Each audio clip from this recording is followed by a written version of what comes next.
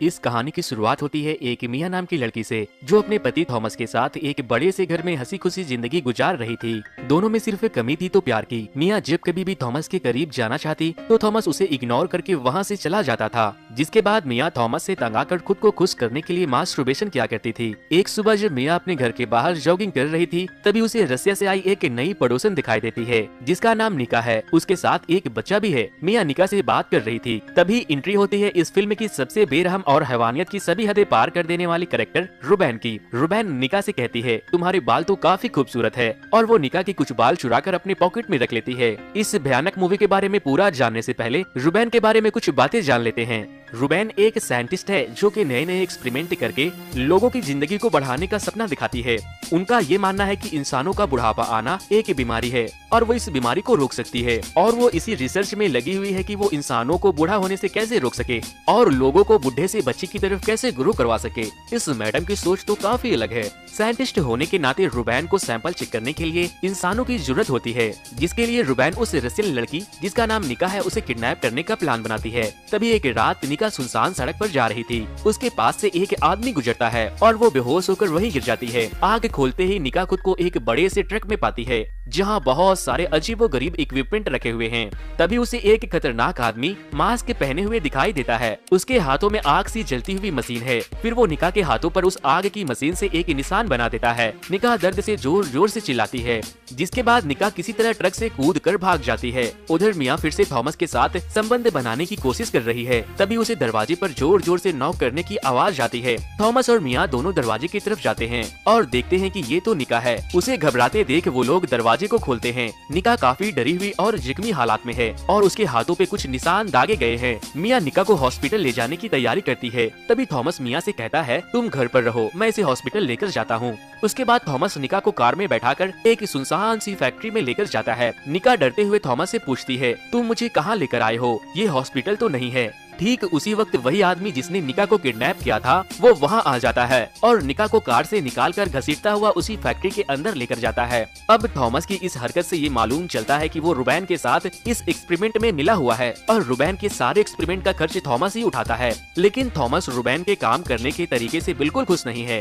Thomas Ruben से उस Russian लड़की को छोड़ने के लिए कहता है, लेकिन वो साफ मना कर देती है। फिर थॉमस कहता है, मैंने इसे तुम्हारे कहने पर यहाँ ले तो आया, आगे चलकर ये लड़कियों की किडनैपिंग हमारे लिए काफी बड़ा खतरा बन सकता है। और फिर उन दोनों में काफी बहस हो जाती है।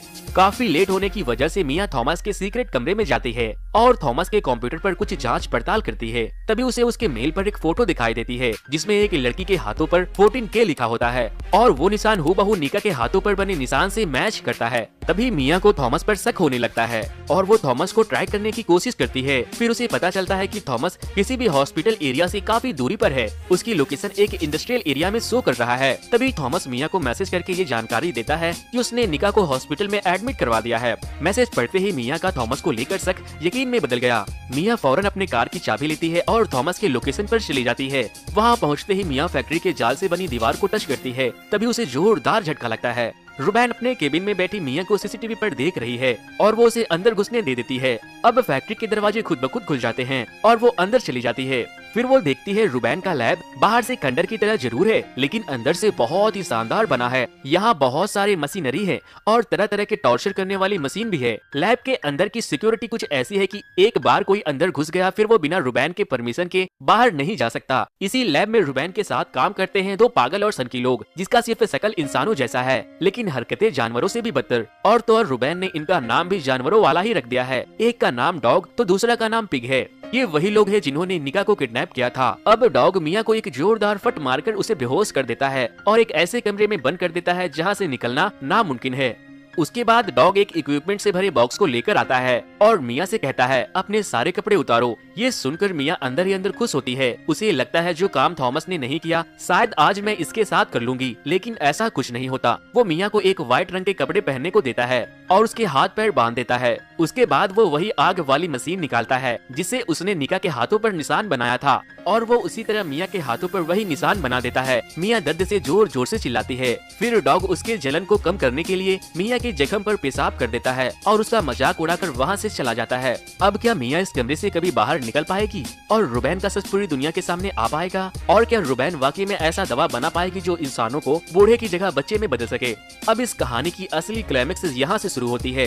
थॉमस मिया से मिलने कमरे में आता है। वो कहता है, मैं ये सब जानबूझकर नहीं कर रहा हूँ, मैं मजबूर हूँ। फिर मिया थॉमस से उस 14 की लड़की के बारे में पूछती है जिसकी फोटो उसने थॉमस के मेल पर देखी थी। थॉमस बताता है, कुछ दिनों पहले मैं रुबैन के साथ एक पार्टी में था, तभी उसने मुझे एक इली नाम की खूबसूरत लड़की से मिलवाया था। उसके बाद हम लोगों ने काफी ड्रिंक कर लिया। फिर जब मेरी आंखें खुली तो मैं इली को मरी हुई बिस्तर पर पाया। मुझे कुछ याद नहीं था कि बीती रात नशे में क्या क्या हुआ। रुबैन ने उस मर्डर को दुनिया से छिपाकर थॉमस को अपने पार्टनर बनने पर मजबूर कर दिया था। फिर थॉमस मिया को गले लगाकर उसे वादा करता है कि एक दिन मैं तुम्हें यहाँ से जरूर निकालूंगा, और मिया से कहता है कुछ भी करने की कोशिश मत करना क्योंकि यहाँ सीसीटीवी लगी हुई है और रुबैन और उनके आदमी किसी भी हद तक गिर सकते हैं और तुम्हारी जान तक ले सकते हैं। ये कहकर वो वहाँ से चला जाता है। उसी रात मिया को अपने बगल वाले कमरे से एक अजीबोगरीब आवाज सुनाई देती है, जैसे मानो यहाँ और भी काफी सारे लोग कैद हैं। तभी वहाँ निका चिल्लाते हुए आती है और मिया के डोर को पीटने लगती है। वो पूरी तरह से घायल है। वो मिया से हेल्प मांगती है। मिया उसकी कुछ मदद कर पाती उससे पहले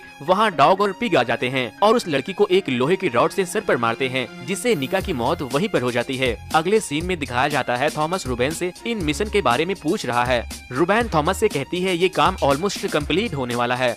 थॉमस रुबैन से पूछता है, इस एक्सपेरिमेंट से तुम खुद अमर क्यों नहीं हो जाती? तब रुबैन उसे बताती है, मुझे मेरे खून से मैच करती लड़की की जरूरत है, मैं उस पे ही पहले ट्राई करूंगी। जिसके बाद थॉमस रुबैन से कहता है, मिया ये सब जान चुकी है, हमें उसे यहाँ से बाहर निकाल देना चाहिए, वो ये सब का हिस्सा नहीं है। फिर एक रात थॉमस और मिया भागने की कोशिश करते हैं। तभी थॉमस पकड़ा जाता है और मिया भागकर एक कार में छिप जाती है। मिया के ब्लड सैंपल चेक करने के बाद रुबैन को पता चलता है कि उसका ब्लड मिया से पूरी तरह से मैच। फिर वो डॉग और पिग को फौरन उसे ढूंढ कर लाने को कहती है। कुछ समय बाद डॉग मिया को ढूंढ निकालता है और उसे पकड़कर वापस लैब में ले आता है। मिया बेहोश हो चुकी है। जब मिया होश में आती है तब वो खुद को एक बेड पर पाती है। उसके दोनों हाथ और पैर बंधे हुए हैं और रुबैन एक बड़े से इंजेक्शन से मिया की ओवरी में स्पर्म डालती है और उसे प्रेग्नेंट करना चाहती है। ये करने के बाद रुबैन मिया को नीचे एक सीक्रेट बेसमेंट में भेज देती है। वहाँ उसकी मुलाकात 100 से भी ज्यादा मासूम लड़कियों से होती है जो वहाँ छोटे छोटे जेल में कैद है। और हैरान करने वाली बात ये है कि सभी लड़कियाँ प्रेग्नेंट है।